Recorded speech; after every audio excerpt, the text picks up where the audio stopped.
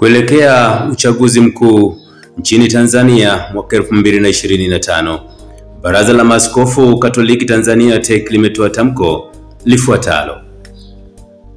Tamko hili linasomeka likisema kwamba tamko la Baraza la Maaskofu Katoliki Tanzania TEC kuhusu amani kwa taifa kuelekea siku ya uchaguzi mkuu wa Jamhuri ya Muungano wa Tanzania utakaofanyika tarehe 29 Oktoba mwaka 2025.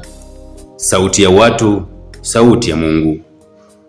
Tamko hili linasomeka kwa utangulizi likisema: maana Kristo mwenyewe ametuletea amani kwa kuwafanya Wayahudi na watu wa mataifa mengine kuwa jamii moja. Kwa mwili wake yeye mwenyewe aliubomoa ule ukuta uliowatenganisha na kuwafanya maadui.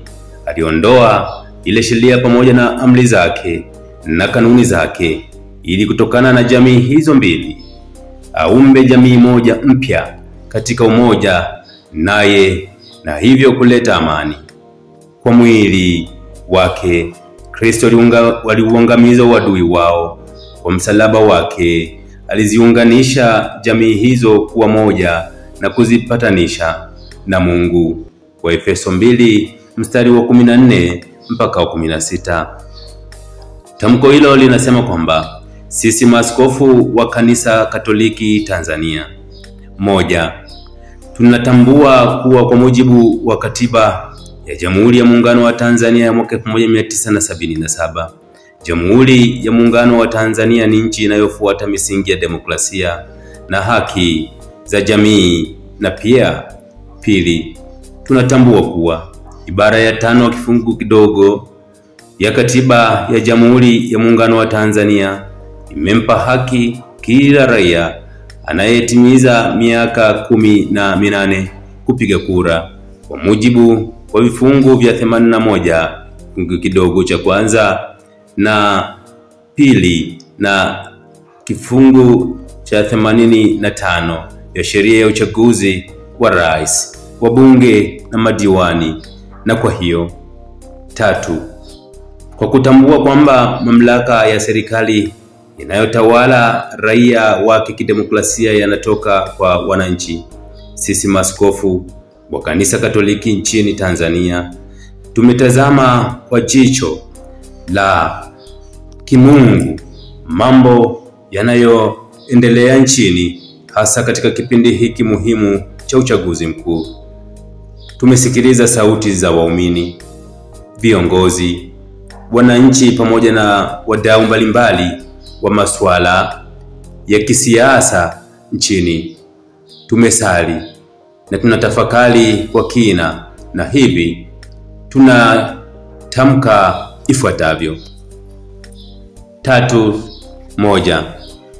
Kanisa Katoliki Tanzania halijihusishi na masuala ya kisiasa, lakini inawajibika kutoa mawazo, ushauri na mtazamo wake kwa waumini, wananchi na serikali juu ya mambo muhimu yenye mustakabali wa maendeleo ya taifa, raia na taifa. 2. Tunafahamu kuwa mchakato wote wa kidemokrasia hujumuisha michakato ya wazi, hutoa fursa ya ushiriki wa pande zote muhimu katika mchakato wa uchaguzi mkuu ili kuepusha mivutano au machafuko katika eneo husika. 3. Kanisa tunao wajibu wa kuwakumbusha waumini wetu ambao kiachilia mbali imani yao ambayo imejengwa juu ya dhehebu Katoliki, lakini bado wengi wao wanashiriki katika medani za kisiasa wakiwa kama wanachama, viongozi, watumishi na waandamizi wa vyama tofauti wasi kulinda amani ya nchi katika shughuli zao za kila siku. Wito wa Baraza la Maaskofu kwa waumini wa Kanisa Katoliki Tanzania. Tamko hili linaendelea kwa kusema kwamba sisi maaskofu wa Kanisa Katoliki Tanzania 4, kwa kuzingatia historia na uhalisia wa athari za machafuko ya kiraia na kisiasa ambayo yamekuwa yakishika kasi katika mataifa mengine ulimwenguni, Kanisa Katoliki nchini linawasihi waumini wake na Watanzania kwa ujumla kutoshiriki, kutoratibu au kutohamasisha mipango ya uvunjifu wa amani ili kulinda ustawi wa Jamhuri ya Muungano wa Tanzania. 5.